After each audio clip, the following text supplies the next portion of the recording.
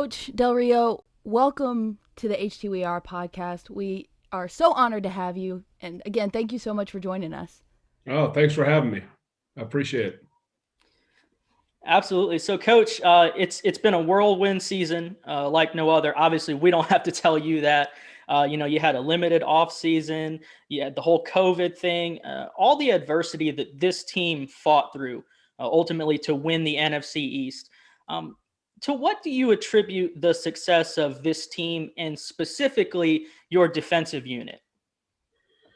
Well, that's a pretty deep question. I think the biggest thing was that I thought our guys showed up every day, with positive energy. And it's like, you could make excuses for like the fact that we didn't have an off season, that we were dealing with COVID, we were being tested every day, we had to wear masks, we couldn't meet in person a good percentage of the time over the past year. So we were doing Zoom meetings. And I just think our guys were kind of like, just do it, just deal with it. Just, don't worry about things you don't have control over. And so I thought we did a really good job of just kind of sticking to the task, just kind of taking care of the job that was in front of us and not really worried about those other things. Yeah, absolutely. And obviously we know that your defensive unit was one of the highest ranked in the league, and it's been a while since we could say that in Washington, so it's a great thing to be able to say.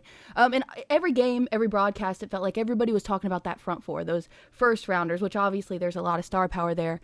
But is there a player that you would say that maybe kind of got lost in the fold, didn't get as much credit that, even possibly surpassed your expectations throughout the season? Well, I think first of all, what I tried to make very clear is that everybody in the league has talent. Everybody has first round picks, how many and where, it may vary, but everybody has talent. So the league that has talented players and coaches that you're preparing to go against each week. And we had that same group the year before and weren't very good on defense. So, my message when I got here was, look, talent.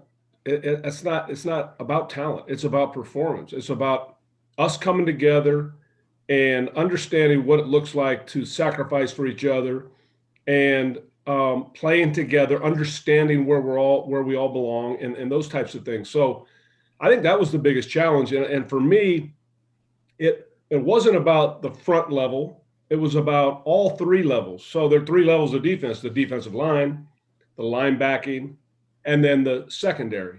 And they all, in order to play good defense and to be in the top, the goal is always top five. And so, we end up being second in yards and fourth in points. And so those are great accomplishments, but that's all about a team. That's about all of us. And it's not just about me. It's about our staff. It's about, it's very inclusive. It's about, how we do things at all three levels, as I was saying.